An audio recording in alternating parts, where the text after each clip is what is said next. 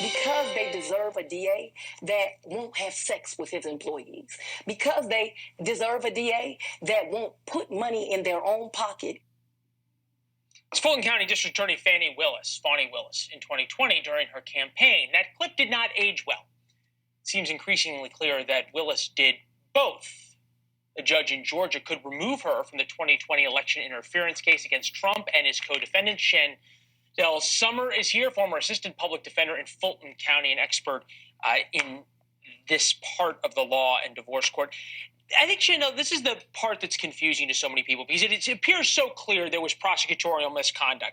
There was an affair with a subordinate, which you're not supposed to do. There was taking money and gifts in some form and taking favor from someone who was doing business with the county and not disclosing it, either illegal or certainly unethical and against the financial disclosures that Fani Willis provided. It would appear as though Nathan Wade, who was also a prosecutor, lied on his interrogatories about his divorce and was less than truthful, or at least played very, very cute. All things that are real appearances of impropriety, if not illegal.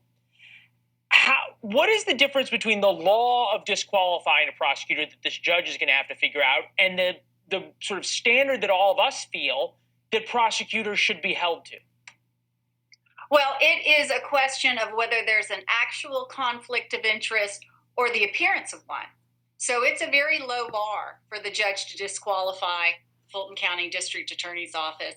And there's certainly grounds for it. She has embarrassed the office. And that clip that just surfaced is really very timely.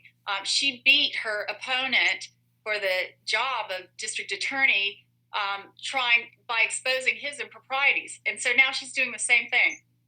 It really is an embarrassment to the state of Georgia, and I think that it's going to be.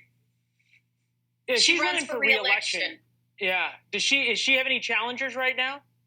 I have not heard of any challengers, but qualifying is in March, and the election is in May. It's a nonpartisan election, and generally those offices always have someone. It may be sort of an also-ran, but there's generally competition for those jobs in Fulton County. Yeah, it just seems as though it makes it so hard to prosecute any case when these issues are there. This has not gotten a lot of coverage. Obviously, all the details of her affair and on and on did. Closing arguments this week, a decision in the next couple of weeks from the judge about this, but it throws everything into disarray for the Trump case. But this part of her testimony, when she was talking about how she got cash, the cash that she allegedly used to pay her boyfriend back, I think raised some pretty serious questions, not just about her conduct with the affair, but about some other possible crimes. Take a listen. It's been my whole life. When I took out a large amount of money on my first campaign, I kept some of the cash of that. Yeah. Of my first campaign, who would I hate to ask it this way, but who prosecutes the prosecutor in Georgia? Who looks into this, what would be certainly a very serious crime? Well, a special prosecutor could be appointed to prosecute another prosecutor. And in this case, it's a very interesting hierarchy of judgment on that issue, because if she's disqualified, it will go to Pete Scandalakis, who's a former district attorney and very connected in Georgia politics for many generations. And he's the one who's been tasked with determining whether to prosecute Lieutenant Governor Burt Jones. And some people say he's dragging his feet on that he hasn't done anything with it. And so this case could really die on the vine.